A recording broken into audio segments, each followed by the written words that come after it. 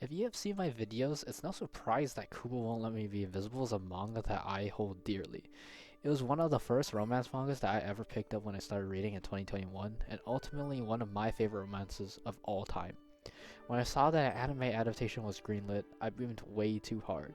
Similarly to Seda, I was hoping that this was going to be a game changer, not exactly like Kaguya level of game changer, but would hope that others would give this romance anime a shot. It was met positively to my surprise, but due to COVID, the hype for the show gradually went down, and popularity was at an all-time low. By the time spring came along, I was shocked that a lot of people had pretty much dropped the show, and while the romance genre tends to be overshadowed, I think there were several other romance anime that also got slept on within the year.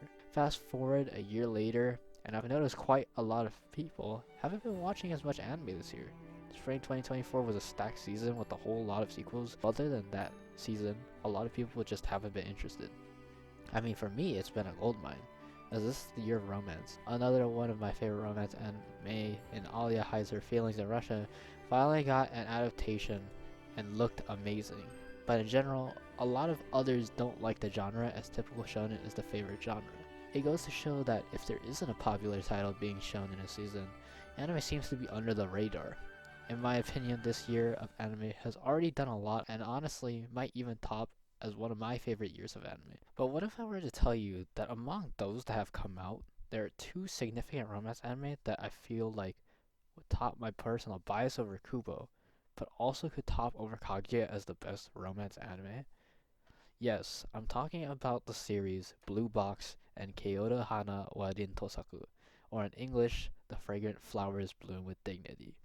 I've been wanting to talk about both these series for a long time, but didn't know how to approach it. Ever since the leaks appeared, I waited for the day that I could talk about it, and after a couple of months, the anime has peaked on countless ends, and the trailer for Kaoru Hana finally got revealed.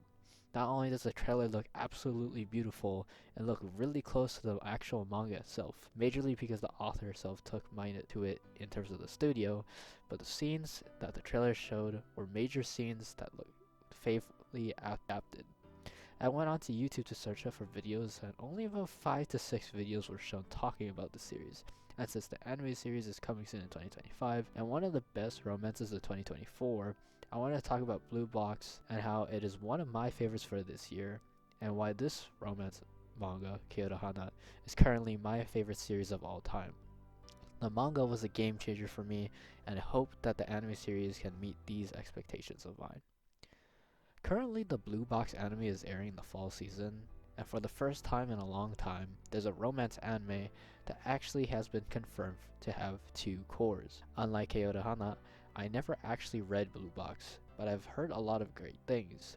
This was also the same time that Kaoru Hana was starting to peak in its manga content, but Blue Box has also done one thing that we've never seen: a romance anime plus a sports anime. This is obviously a no-brainer, but I can't stress how important this is. It's two genres that are extremely difficult to intertwine with each other, and somehow this show is able to do it. There's a reason why sports anime don't focus on romance, because it obscures the goals of the main characters. Maybe there's that one girl in every sports anime who has a general liking towards a character, but it drives away from the action in itself. Blue Box executes this well by not only focusing extremely well on the sports scenes themselves, aside from a few CGI shots, but also gives a lot of proper relationship building between characters. All of the characters have their main goals of striving to become the best. Taiki and Chinatsu both want to go to Inner High, the most prestigious competition out there, and Hina has already reached that level, only wanting to get better. But the main interest that I have with the show is absolutely Taiki. Taiki himself is a stubborn, young individual who believes through perseverance that he can become the best. One of his main goals is to tell Chinatsu his feelings, and by going into the Inter High, he's able to profess the effort and strength that he wants to become for her. But he doesn't want to do it just for her. He wants to do it for himself too. There's a sense of maturity that he has despite his initial goal of telling his feelings. If anything, he wants to prove to himself as much as he wants to prove to Chinatsu that he himself can do it. He plays badminton with emotion and never forgets that his initial goal was to become one of the best in his league. He doesn't let those romantic feelings get in the way of his efforts, and it's also evident when he's down. Eventually, Chinatsu makes it to the Inter High, and while his mom was congratulating her, he couldn't help but feel happy for her. But he also felt unhappy about himself, and how he couldn't perform as well as he wanted to, as he didn't even make it through his first round of pools. He knew that he had won, but he had lost to himself. It's a lot of these realistic moments that I can't help but like so much about Romance Blend anime. It's the progress and journey that the characters have made. The romance doesn't obstruct the views of the characters, the slight hits between some of them, the bits of jealousy that Hina had. The blend is amazing, and I just hope that Blue Box will continue this way. Kaoru Hana is, I suspect, a lot of people know less about. Since a lot of people don't know exactly what the manga is about, I'll give about a brief summary. Our main protag is Rintaro, a person who goes to a school that is at the bottom of the barrel. He's not only 6'3", but because of his blonde hair, piercings, he has a stigma against him that he is a bully to others. Despite this, he actually is the opposite of this. Not only is he a caring person in actuality, but he is sincere and, as we soon see, very selfless. This is the same that we see within Wagari, who goes into the school next to Rintaro's, which is just an all-girls school and the best of the best in terms of school standards. Compared to Rintaro, she's just a regular student who is but due to the circumstances of their schools, being that the schools hate each other, stakes are high if one were to meet one another in public. One day while working at his family's bakery, Wagari is there that day, and while looking at one another, Wagari starts to choke on the food that she has ordered. She leaves in embarrassment, but Rintaro definitely begins to wonder why exactly she wasn't scared of him despite his height and demeanor. The next day, Wagari still goes to the bakery. He doesn't know the reason as to why, but Wagari isn't intimidated by him. However, Rintaro doesn't see the point in talking with her because he doesn't believe that she should talk to him due to how he looks, to which Wagari leaves in disappointment. Wagari on the way home gets hit on by a group of boys. The boys talk about how much Rintaro is a scary person and how outright terrible he can be, but Wagari defends him. She exclaims that if you don't know the person truly, that no one has the right to say that to someone, even Rintaro. The statement angers the group, and before they could throw a punch at Wagari, Rintaro gets hit first. Rintaro wanted to come back to not only apologize to her, but Rintaro regrets that he had put Wagari in danger, even though it wasn't exactly his fault. It's a trend that we will often see Rintaro and also Wagari have in the story. As the group leaves, the two of them reconcile and go on with their daily lives.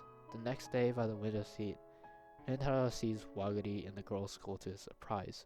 Even though he had misjudged Wagari because of her height, he starts to become concerned that if they were to meet more often, that the stakes for the both of them, mainly Wagari because of prestige.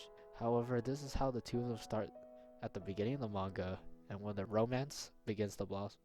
It seems like a simple story in which the schools have beef, but the two of them are trying to not allow it to happen. But there's more to the story than just that. Saki Mikami's storytelling has to be one of the best that I have seen within any manga.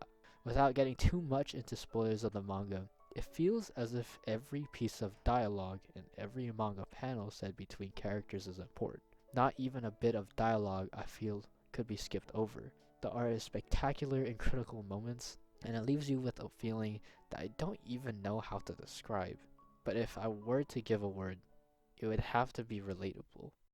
This is the first time that I've ever seen a manga not only be depicted so realistically, but every conversation holds meaning. There's not a single side character in this entire manga that I feel like didn't have an impact or didn't have a role in a scene.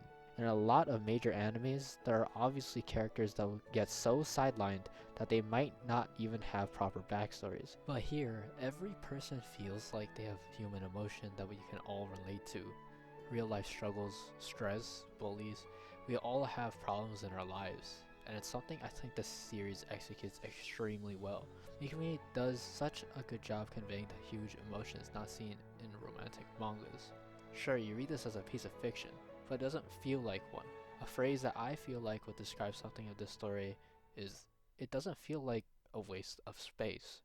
A short example is that our main character, Rintaro, has had loads of setbacks in his life. He doesn't understand what his needs are yet, because he's so busy with helping others that he lacks to find compensation for himself. He starts doubting himself and his surroundings, and he ultimately closes up to his best friends. After a period of time, he realizes his mistakes, does his best to correct them, and in turn wants to become a better person. This doesn't just apply to him, but it applies to everyone in this manga. It's so warm and comforting, yet could legitimately happen in real life. Heck, even parents have importance, being that they depict sacrifices and support that Rintaro needs, and that's something that you rarely ever see in a manga in general. The character development of every character is so uniquely different, and a lot of emotions are at play, whether it's people apologizing to one another, being happy around other friends, extreme drama and backstories that some of the characters have. Every emotion shown just feels real. It's something that leaves you pondering for a while. At least I did while I was on my chair. Something that I have never seen before in the history of Reddit was the sheer positivity of the community as well. I don't think I've ever seen the community ever hate a character, a moment, or pretty much anything in this manga except maybe as a joke. It took me by surprise because pretty much anything on the internet has its own caveats and also just toxicity in general. When anime comes out later in 2025, I expect this to not be the case anymore, but the positive vibes and also just a mature community is one of the best that I've ever seen. Aside from Blue Box, which is also a great romance that I was looking forward to, Kaoru Hana is easily one of my most anticipated anime coming soon. Not only have I never seen a romance anime that seems to depict real moments accurately, but its wholesome and positivity surrounding this title is something that I wish I could experience again for the very first time. Heck, I have read the series 4 times, and sometimes on a bad day I'll still just read a few chapters of it, just for the sake of it. Over the years, it definitely feels as if the genre for romance has leaned more towards rom-coms instead of pure romance shows, which makes sense. I think a lot of people might get bored, and it's often that in some cases like Kaguya, that second genre tends to overshadow romance in general. However, I think this show will put romance as a front runner. While there might be slice of life moments, character development, and comedic moments, it paces the story well so that the romance doesn't become saturated, but also keeps it as the main focus. It's been a while since I've seen a romance anime do that, let alone a show or title that has no bullshit, no tropes, just wholesome and generally a show that feels real. I know that I didn't give too many details about the manga in general or Blue Box, but if there is a romance anime coming soon that people are sleeping on or are just looking for even a show, not even just for romance sake, to look forward to, it's both of these. Hey guys, I know that it has been a while, but both of these titles were generally really hard to talk about because there's so many emotions that can't be explained in just a video. I also know that this is my very first video in a long time, and I just want to say thank you for the support. I know I'm not active, but I have been pretty much busy for the entire year. When this comes out later in the year, be sure that I'll probably review the show because I'm looking forward to it. Here's to 2025, and maybe I'll make a few videos about 2024's titles because I haven't actually had the chance to watch a lot. Again, thanks for watching till the very end, and I'll catch you all in the next one.